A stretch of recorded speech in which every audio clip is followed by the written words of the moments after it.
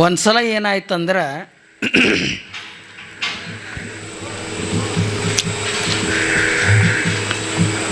ಅರವತ್ತ್ಮೂರು ಶರಣರು ಅಂತ ಆಗೋಗಿದ್ದಾರೆ.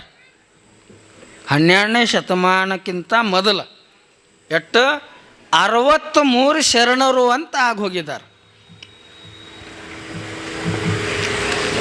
ಶೈವ ಭಕ್ತರು ಅವರು ಕಠಿಣವಾಗಿರುವಂಥ ವ್ರತವನ್ನು ಪಾಲನೆ ಮಾಡುವಂತಹ ಶೈವ ಭಕ್ತರು 63 ಶರಣರು ಆಗೋಗಿದ್ದಾರೆ. ಅದರೊಳಗೆ ಒಬ್ಬ ಶರಣ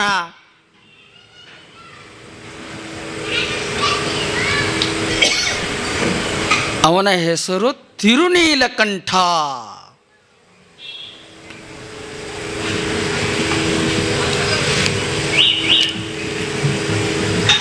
ಅವನ ಹೆಂಡತಿಯ ಹೆಸರು ಸತ್ಯವತಿ.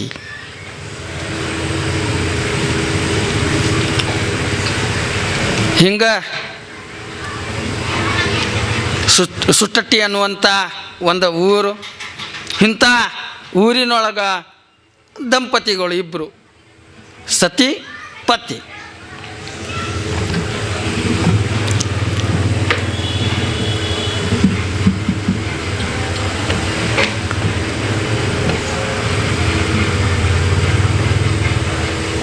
ತಿರುನೀಲಕಂಠ ಮತ್ತು ಸತ್ಯವತಿ ಇಬ್ಬರು ದೇವರ ಮೇಲೆ ಇಟ್ಟಿರುವಂಥ ಭಕ್ತಿ ಅಪಾರವಾಗಿರುವಂಥ ಭಕ್ತಿ, ಶಿವಭಕ್ತರು ಅವರು. ಅವರ ಜೀವನದೊಳಗೆ ಒಂದು ಘಟನೆ ನಡೀತತ್ತು. ಒಂದು ಘಟನೆ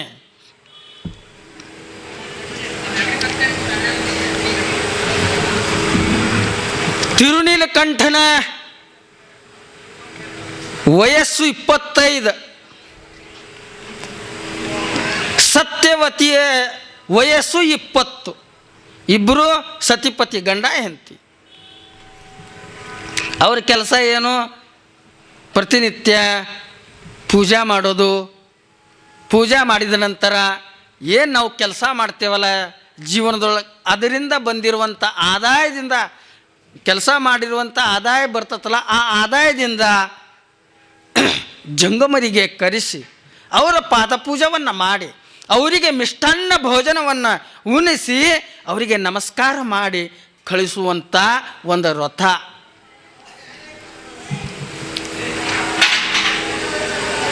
ತಿರುನೀಲಕಂಠ ಮತ್ತು ಸತ್ಯವತಿ ಗಂಡ ಹೆಂಡತಿ ಇಬ್ಬರ ಜೀವನ ಬಹಳ ಚಂದ ನಡೆದಿತ್ತು, ಬಹಳ ಚಂದ ನಡೆದಿತ್ತು.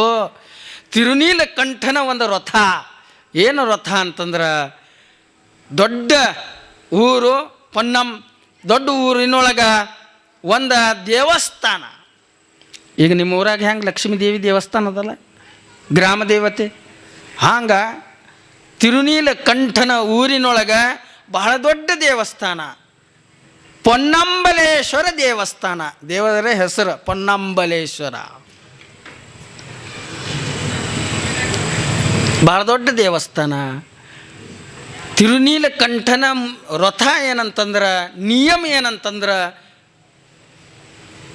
ಏಳೋದು ಎದ್ದ ತಕ್ಷಣ ಶುಚಿರ್ಭೂತ ಆಗಿ ಎಲ್ಲ ಪೂಜದ ಸಾಮಗ್ರಿಗಳನ್ನು ಒಂದು ತಟ್ಟೆಯಲ್ಲಿ ಇಟ್ಕೊಂಡ, ಏನು ವಿಭೂತಿ, ಗಂಧ, ಅಕ್ಷತೆ, ನೈವೇದ್ಯ, ನೀರು, ಹೂವು, ಪತ್ರಿ, ದೊಡ್ಡದಾಗಿರುವಂಥ ಒಂದು ಕಳಸಿ, ಒಂದು ಕೊಡ ನೀರು ತಗೊಂಡು ಹೋಗೋದು. ಮಡಿ ಶುಚಿರ್ಭೂತ ಆಗಿ ಪೂಜಾ ಸಾಮಗ್ರಿಗಳನ್ನು ತಗೊಂಡು ಪೊನ್ನಂಬಲೇಶ್ವರ ದೇವಸ್ಥಾನಕ್ಕೆ ಪೂಜಾ ಮಾಡಕ್ಕೆ ಹಿಂಗೆ ಇಟ್ಕೊಂಡು ಹೋಗೋದು. ಹೋಗಿ ದೇವರಿಗೆ ಎಲ್ಲ ಗರ್ಭಗುಡಿಯಾಗ ಹೋಗಿ ಎಲ್ಲ ಗರ್ಭಗುಡಿ ಸ್ವಚ್ಛ ಮಾಡಿ ಚಂದ ಅಭಿಷೇಕವನ್ನು ಮಾಡಿ, ಚಂದ ಪೂಜಾವನ್ನು ಮಾಡಿ, ಅಲಂಕಾರವನ್ನು ಮಾಡಿ, ನಮಸ್ಕಾರ ಮಾಡಿ, ದೇವರಿಗೆ ಏನು ಸಮರ್ಪಣೆ ಮಾಡಬೇಕಲ್ಲ ನೈವೇದ್ಯ ಸಮರ್ಪಣೆ ಮಾಡಿ, ತನ್ನ ಅಂತಃಕರಣದ ಭಕ್ತಿ ಸಮರ್ಪಣೆ ಮಾಡಿ ಮನೆಗೆ ಬರೋದು. ಮನೆಗೆ ಬಂದು ಜಂಗಮರಿಗೆ ಕರೆಸಿ ಪಾದಪೂಜವನ್ನು ಮಾಡಿ ಅವರಿಗೆ ಪ್ರಸಾದವನ್ನು ನೀಡಿ ಅವರಿಗೆ ಏನು ಕೊಡೋದ ದಕ್ಷಿಣ ಕೊಟ್ಟು ಅವ್ರಿಗೆ ನಮಸ್ಕಾರ ಮಾಡಿ ಕಳಿಸೋದು. ಪ್ರತಿದಿನ ಇದು ನಿತ್ಯದ ಒಂದು ಕೆಲಸ ಅವ್ರದ್ದು. ಯಾರ್ದು? ತಿರುನೀಲಕಂಠ ಮತ್ತು ಸತ್ಯವತಿಯ ಇಬ್ಬರದು ಇದು ವ್ರತ. ಹೇಳೋದು ಮಾಡ್ತಾ ಇರೋದು ಎದ್ದ ತಕ್ಷಣ ಇದೇ ಕೆಲಸ ಅವ್ರದ್ದು, ಭಕ್ತಿ ಸಮರ್ಪಣೆ ಮಾಡೋದು. ಒಂದ್ಸಲ ಏನಾಯ್ತು ಅಂತಂದ್ರೆ, ಭಗವಂತ ಮ್ಯಾಲ ಕುಂತಿರುವಂಥ ಭಗವಂತ ನೋಡಿ ಅಂದ, ಬಾ ಬಾ ಬಾ ಬಾ ಬಾ ಬಾ ಬಾ ಬಾ ಬಾ ಬಾ ಬಾ ಎಷ್ಟು ತಿರುನೀಲಕಂಠನ ಭಕ್ತಿ ಎಷ್ಟದ, ಸತ್ಯವತಿ ಹೆಂಡತಿಯ ಭಕ್ತಿ ಎಷ್ಟದ. ಪ್ರತಿನಿತ್ಯ ಇದು ಪೂಜಾ ಮಾಡಲ್ದೆ ಬಾಯಾಗ ನೀರು ಹಾಕಂಗಿಲ್ಲ, ಜಂಗಮಾರ್ಚನೆ ಮಾಡಲ್ದೆ ಬಾಯಾಗ ನೀರು ಹಾಕಂಗಿಲ್ಲ. ಎಷ್ಟು ಭಕ್ತಿ ಅದ ಇವ್ರು, ಅಪ್ಪ ಅಂತ ಪರಮಾತ್ಮ ವಿಚಾರ ಮಾಡ್ದ. ಇವ್ರದ್ದು ಒಂದು ಪರೀಕ್ಷಾ ತಗೋಬೇಕು ನಾವು. ಏನು? ಇವ್ರದ್ದು ಇಬ್ಬರದು ಪರೀಕ್ಷಾ ತಗೋಬೇಕು ನಾನು ಅಂತ ಹೇಳಿ ಭೂಲೋಕಕ್ಕೆ ಬಂದು ಕಾವಿಧಾರಿಯಾಗಿರುವಂಥ ಜಂಗಮ ಮೂರ್ತಿಯ ವೇಷವನ್ನು ಧರಿಸಿ ಊರಿಗೆ ಬಂದ ಊರಿನ ಹಿರಿಯರಿಗೆ ಕೇಳ್ದ, ನೋಡ್ರಪ್ಪ ನಾನು ಕಾಶಿ ಯಾತ್ರಕ್ಕೆ ನಡೆದೇನೆ. ಏನೋ ಸಾಧು ಅಂತಾನ, ಜಂಗಮ ರೂಪ, ಜಂಗಮ ವೇಷದಲ್ಲಿ ಬಂದಿರುವಂಥ ಪರಮಾತ್ಮ ಸಾಧು ವೇಷ ಧರಿಸ್ಕೊಂಡು ಬಂದಾನ, ಪರೀಕ್ಷಾ ಮಾಡಕ್ಕೆ ಬಂದಾನ. ಊರಿನ ಹಿರಿಯರಿಗೆ ಕೇಳ್ತಾನ, ನೋಡ್ರಪ್ಪ ನಾನು ಕಾಶಿ ಯಾತ್ರಕ್ಕೆ ನಡೆದೇನೆ, ಪಾದಯಾತ್ರಕ್ಕೆ ನಡೆದೇನೆ. ಆಗ ಕಾಶಿ ಯಾತ್ರ ಅಂತಂದ್ರೆ ಪಾದಯಾತ್ರೆ ಹೋಗ್ತಿದ್ದರು, ಕಾಲಿಂದ ನಡ್ಕೊತ ಹೋಗೋದು. ಈಗೇನ ಯಾತ್ರೆಗಳು 4 ದಿನದ ಕಾಶಿ ಹೋಗಿ ಮುಟ್ಟಿ ಬರತ್ತೀವಿ ನಾವು. ಆಗ ಹಂಗೆ ಇದ್ದಿದ್ದಿಲ್ಲ, ನಡ್ಕೊತಾನೆ ಹೋಗೋದು, ನಡ್ಕೊತಾನೆ ಬರೋದು. ಕಾಶಿ ಯಾತ್ರಕ್ಕೆ ನಡೆದೇನೆ, ನಾ ಸ್ನಾನ ಪೂಜಾ ಮಾಡಬೇಕು, ಸದ್ವಿಚಾರ ಉಳ್ಳುವಂಥ ಈ ಊರೊಳಗೆ ಭಕ್ತರು ಯಾರದಾರ ಹೇಳ್ರಪ್ಪ. ಜನ ಅಂದರು, ನೋಡ್ರಿ ನಮ್ಮ ಊರಾಗ ಒಂದು ಮನೆ ಅದ,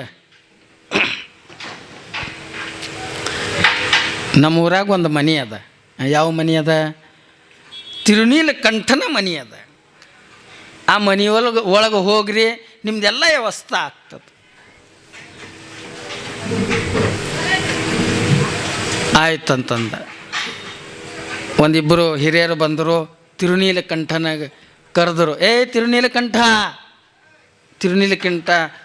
ಮನೆಯೊಳಗೆ ಕೂತ್ಕೊಂಡಿದ್ದ, ಯಾರೋ ಕರ್ಯಾತಾರ ಅಂಥೇಳಿ ಹೊರಗೆ ಬಂದ ತಕ್ಷಣ, ಏನ್ರಿಪ್ಪ? ಏನಿಲ್ಲ, ಸತ್ಪುರುಷರು ಬಂದಿದ್ದಾರ, ಜಂಗಮ ಮೂರ್ತಿಗಳು ಬಂದಿದ್ದಾರ, ಇವರ ಉಪಚಾರ ಎಲ್ಲ ನಿಮ್ಮ ಮನೆಯಲ್ಲೇ ಆಗಬೇಕಂತ ಹೇಳಿ ನಾವೆಲ್ಲ ಊರಿನ ಹಿರಿಯರು ತೀರ್ಮಾನ ಮಾಡಿದ್ದೀವಿ. ನೀವು ಭಕ್ತಿವಂತರು ಅದಿರಿ, ನಿಮ್ಮ ಮನೆಯಲ್ಲೇ ಸೇವೆ ಇವ್ರದ್ದು ಒಳ್ಳೆಯ ರೀತಿಯಿಂದ ಆಗ್ತದಂತ ಹೇಳಿ ನಿಮ್ಮ ಮನೆಯಲ್ಲಿ ಇವ್ರಿಗೆ ಕರ್ಕೊಂಡು ಬಂದೀವಿ. ತಿರುನೀಲಕಂಠಂದ, ಅಹೋ ಭಾಗ್ಯ, ಏನು ನನ್ನ ಭಾಗ್ಯ, ಸಾಕ್ಷಾತ್ ಪರಮಾತ್ಮನೇ ನನ್ನ ಮನೆಗೆ ಬಂದಂಗಾಯಿತು. ದೇವರ ಭಕ್ತಿನ ಎಷ್ಟು ಮಾಡ್ತೀನಲ್ಲ ಅಷ್ಟೇ ಸೇವೆ, ನಾ ಗುರುವಿನ ಸೇವೆ ಮಾಡ್ತೀನಿ, ಬರ್ರಪ್ಪ ಅಂತ ಆ ಸಾಧು ಜಂಗಮನನ್ನು ಮನೆಗೆ ಕರೆಸಿ ಮನೆಯಾಗ ಕೂಡಿಸಿದ್ರು. ಮತ್ತು ನೀರು ಕಾಸೋದು, ಅವ್ರಿಗೆ ಸ್ನಾನ ಮಾಡಿಸೋದು, ಅವ್ರಿಗೆ ಪೂಜಾಕ್ಕೆ ವ್ಯವಸ್ಥೆ ಮಾಡಿಸೋದು, ಅವರಿಗೆಲ್ಲ ಮಿಷ್ಟಾನ್ನ ಭೋಜನವನ್ನು ವ್ಯವಸ್ಥೆ ಎಲ್ಲ ಮಾಡಿಸಿ ಎಲ್ಲ ಮಾಡಿದ ನಂತರ ಮತ್ತು ಅದೇ ಅವ್ರ ಮನೆಯಲ್ಲಿ ಮಲ್ಕೊಂಡ ತಕ್ಷಣ ಮರುದಿನ ಮುಂಜಾನೆ ಆದ ತಕ್ಷಣ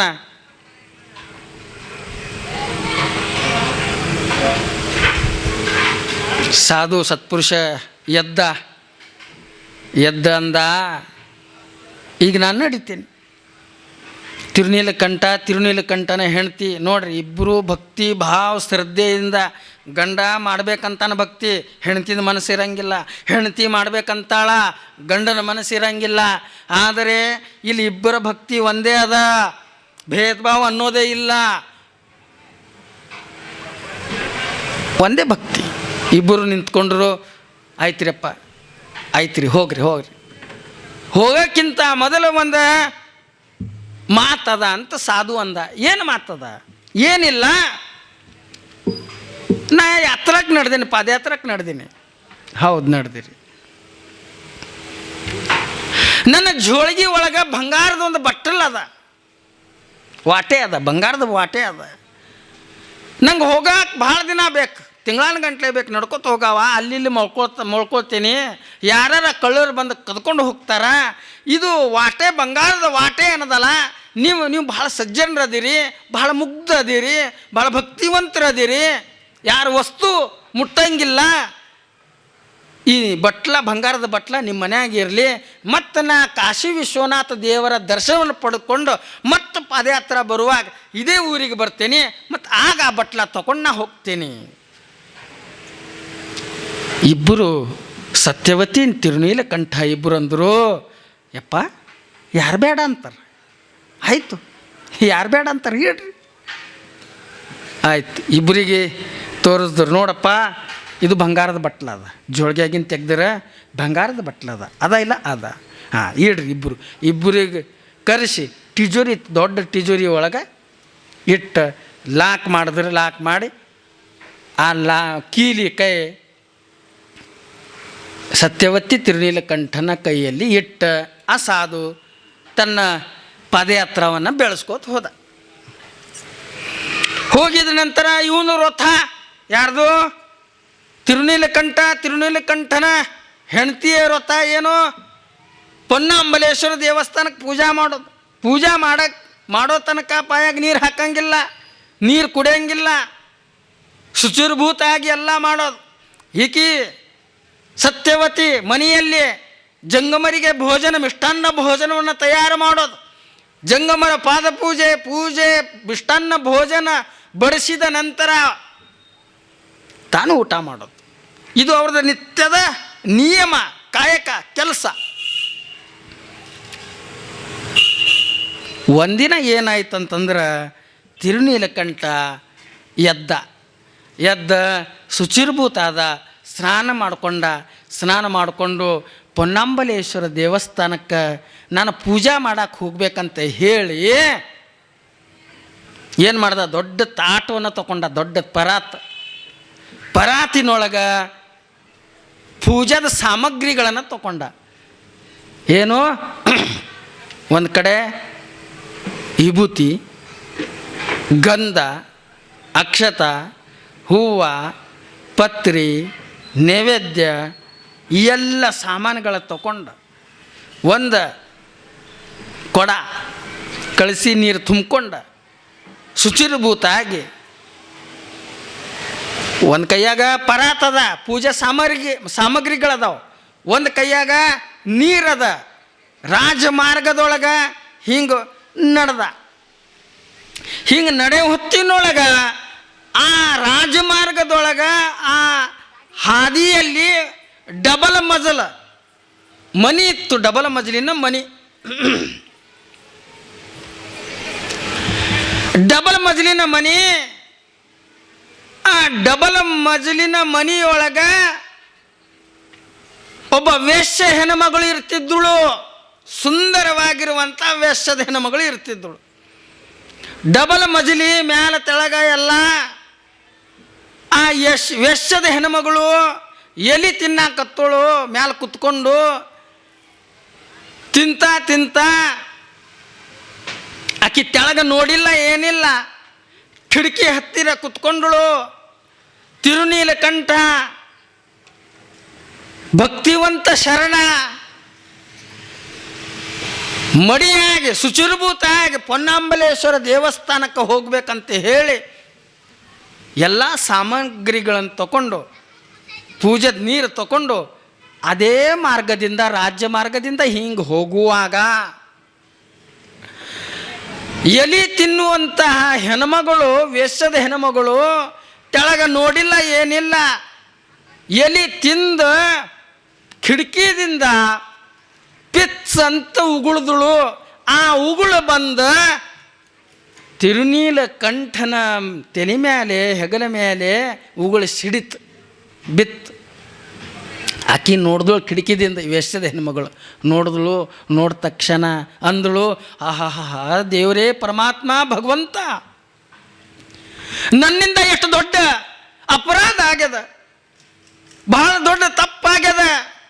ದೊಡ್ಡ ಶರಣ, ಭಕ್ತಿವಂತ ಶರಣ, ಮಹಾಪುರುಷ ತಿರುನೀಲ ಕಂಠನ ಮೇಲೆ ನಾ ಎಲಿ ತಿಂದ ಪಿಚ್ಚಂತ ಉಗಳೇನಿ, ಮಹಾಪಾಪ ಆಯಿತು, ನನ್ನಿಂದ ಬಹಳ ದೊಡ್ಡ ತಪ್ಪು ಆಯಿತು ಅಂತ ತಿಳಿದು ಆಕೆ ದರನೆ ಅಂತ ಹೇಳಿ ಮ್ಯಾಲೆ ಕುಂತಿರುವಂಥ ಹೆಣ್ಮಗಳು ತೆಳಗೆ ಬಂದು ತಿರುನೀಲ ಕಂಠನ 2 ಪಾದಗಳನ್ನು ಕೈಯಲ್ಲಿ ಹಿಡ್ಕೊಂಡಳು. ಯಪ್ಪ ತಿರುನೀಲಕಂಠ, ನೀ ದೊಡ್ಡ ಶರಣ, ನೀ ದೊಡ್ಡ ಮಹಾತ್ಮ, ನನ್ನಿಂದ ಒಂದು ತಪ್ಪಾಗ್ಯದ. ನೀ ಮಡಿಯಿಂದ ದೇವರಿಗೆ ಪೂಜೆ ಮಾಡಕ್ಕೆ ಹೋಗುವಾಗ ನಾನು ನೋಡಲಿಲ್ಲ, ಏನಿಲ್ಲ, ಪಿಚ್ ಅಂತ ಉಗುಳದೆ ಎಲಿ ತಿಂದು ನಿನ್ನ ಮೈ ಮೇಲೆ ಬಿತ್ತು, ಬಹಳ ದೊಡ್ಡ ತಪ್ಪಾಯಿತು. ಏನೂ ಇಲ್ಲ, ನೀನು ನನ್ನ ಮನೆಯೊಳಗೆ ಬಾ, ಮನೆಯೊಳಗೆ ಬಾ, ನಾನು ಶುಚಿರ್ಭೂತ ಆಗ್ತೇನೆ. ಶುಚಿರ್ಭೂತ ಆಗಿ ನಿನಗೂ ನೀರು ಕಾಯಿಸಿ, ನಿನಗೂ ಶುಚಿರ್ಭೂತ ಮಾಡಿಸಿ, ಎಲ್ಲ ಸಾಮಗ್ರಿಗಳು, ಪೂಜೆ ಸಾಮಗ್ರಿಗಳು ಮತ್ತಿನ್ನ ಹೊಸದಾಗಿ ತರ್ತೇನೆ. ಆಗ ನೀ ಪೂಜಾಕ್ಕೆ ಹೋದಾಗ ನನ್ನ ಮನಸ್ಸು ಸಮಾಧಾನ ಆಗ್ತೈತಿಯಪ್ಪ, ಹಿಂಗೆ ಹೋಗಕ್ಕೆ ಹೋಗಬೇಡ. ತಿರುನೀಲಕಂಠ ಏಕೋ ಭಾವ ಮನುಷ್ಯ, ಮನುಷ್ಯನೊಳಗೆ ಯಾವುದೇ ಕಲ್ಮಶ ಇಲ್ಲ, ಏನಿಲ್ಲ, ಎಂತಿಲ್ಲ. ತಿರುನೀಲಕಂಠಂದ ಹಿಂಗೂ ಮೈ ಮೇಲೆ ಉಗುಳು ಬಿದ್ದದ. ನಾ ಹಿಂಗೂ ಮೈ ತೊಳ್ಕೊಬೇಕು, ಮನೆಗೆ ಹೋಗ್ಬೇಕಂದ್ರೆ ಟೈಮ್ ಆಗ್ತದೆ. ಈಗ ಈಕಿ ಇಷ್ಟು ಭಕ್ತಿಯಿಂದ ಕರೆಯಾಕತ್ತಾಳಂತಂದ್ರು ಹೋಗೋಣಂತ ಹೇಳಿ ಮನೆಯಲ್ಲಿ ವೆಶ್ಯದ ಹೆಣ್ಮಗಳ ಮನೆಯಲ್ಲಿ ತಿರುನೀಲಕಂಠ ಹೋದ. ಹೋಗಿರ ಮ್ಯಾಲ ಆಕಿ ಮೈ ತೊಳ್ಕೊಬೇಕು, ಆಕಿ ಶುಚಿರ್ಭೂತ ಆದಳು, ಮೈ ತೊಳ್ಕೊಂಡ್ರು. ಟೈಮ್ ಹತ್ತತ್ತ ನೋಡ್ರಿ, ನೀರು ಕಾಸೋದು ಅಂತಂದ್ರೆ ಹಂಗೆ ತಕ್ಷಣ ಬಟನ್ ಹೊಡ್ಯಾನ. ಈಗ ಬಟನ್ಗಳು ಬಂದಾವೆ, ಗೀಝರ್ಗಳು ಬಂದಾವೆ, ಬಟನ್ ಹೊಡ್ಯಾನ ಮುಗ್ದಾಯ್ತು, 5 ನಿಮಿಷದೊಳಗೆ ನೀರು ಕಾಯ್ತಾವೆ. ಆಗ್ಯಾನು ಒಲಿಯಲ್ಲಿ ನೀರು ಕಾಸು ಆಯ್ತು, ಎಲ್ಲ ಚಂದ ಆಯ್ತು. ಶುಚಿರ್ಭೂತ ಆದಳು, ನೀರು ಕಾಸಿದಳು. ಯಪ್ಪ ಬರ್ರಿ ಅಂಥೇಳಿ ತಿರುನೀಲಕಂಠನಿಗೆ ಸ್ವಚ್ಛವಾಗಿ ಮೈ ತೊಳೆಸಿದಳು. ಮೈ ತೊಳೆಯೋದಾಯಿತು. ಮತ್ತು ಹೊಸದಾಗಿ ಬಾಯಿಯಿಂದ ಆಕಿ ನೀರು ತಂದಳು, ಮಡಿಯಿಂದ ನೀರು ತಂದಳು. ಎಲ್ಲ ಪೂಜಾ ಸಾಮಗ್ರಿಗಳನ್ನು ಮತ್ತಿನ ಜೋಡಿಸಿಟ್ಟಳು. ಇಟ್ಟಿದ ನಂತರ ಇದೆಲ್ಲ ಆಗ್ಬೇಕಂತಂದ್ರೆ 1 ತಾಸು 2 ತಾಸು 3 ತಾಸು ಹಿಡಿತು. ಈ ಕಡೆ ತಿರುನೀಲಕಂಠನ ಮನೆಯೊಳಗೆ ಸತ್ಯವತಿ, ನನ್ನ ಗಂಡ ಹೋಗಿ ಒಂದು ಅರ್ಧ ಗಂಟೆ 1 ಗಂಟೆ ಒಳಗೆ ಬರೋ ಮನುಷ್ಯ 1 ಗಂಟೆ ಆಯಿತು, 2 ಗಂಟೆ ಆಯಿತು, 3 ಗಂಟೆ ಆಯಿತು. ಜಂಗಮರಿ ಕರೆಸಬೇಕು, ಪಾದಪೂಜಾ ಮಾಡಬೇಕು, ಅವ್ರಿಗೆ ಭೋಜನವನ್ನು ಊಟವನ್ನು ನೀಡಬೇಕು, ಬಡಿಸ್ಬೇಕು. ಟೈಮ್ ಆಗಾಕತ್ತದ. ಎಲ್ಲಿ ಮಾತಾಡ್ಕೊತ ಕುಂತಾನ ಏನೋ ನನ್ನ ಗಂಡ ಅಂತ ಹೇಳಿ ಆಕಿ ಇವನಿಗೆ ಹುಡುಕಾಕಂತ ಹೇಳಿ ಮನೆಯಿಂದ ಹೊರಗೆ ಬಂದಳು. ಹೊರಗೆ ಬರ್ತಾ ರಾಜಮಾರ್ಗದೊಳಗೆ ಬಂದಳು. ಈ ತಿರುನೀಲಕಂಠ ಶುಚಿರ್ಭೂತ ಆಗಿ ಎಲ್ಲ ಪೂಜಾ ಸಾಮಗ್ರಿಗಳನ್ನು ತಗೊಂಡು ಮಡಿಯಾಗಿ ಆ ವೆಶ್ಯದ ಹೆಣ್ಮಗಳ ಬಾಗಿಲಿಂದ ಹೊರಗೆ ಬರ್ಲಾಕ ಸತ್ಯವತಿ ಅದು ನೋಡಾಕ ಗಂಟು ಬಿತ್ತು ನೋಡ್ರಿ. ವೆಶ್ಯದ ಹೆಣ್ಮಗಳ ಬಾಗಿಲಿಂದ ಬರ್ಲಾಕ ಹೆಜ್ಜೆ ಹಿಂಗೆ ಇಡಾಕ್, ಈಕಿ ಈ ಕಡೆಯಿಂದ ಬರ್ಲಾಕ ನೋಡಿದಳು. ವಾ ವಾ ವಾ ವಾ ವಾ ನನ್ನ ಗಂಡ ದೇವರ ಪೂಜೆ ಅಂತ ನೆಪ ಮಾಡಿಕೊಂಡು ವೆಶ್ಯದ ಹೆಣ್ಮಗಳ ಹತ್ತಿರ ಹೋಗ್ತಾನ ಅಂತ ಹೇಳಿ ಸಿಟ್ಟು ಬಂತು. ದರನೆ ಮನೆಗೆ ಬಂದಳು. ಮನೆಗೆ ಬಂದ ಕಾಟ ಇತ್ತು. ಕಾಟದ ಒಳಗೆ ಆರಾಮ್ ಮಕ್ಕೊಂಡು ಬಿಟ್ಟರು ಸಿಟ್ಟಿನಿಂದ.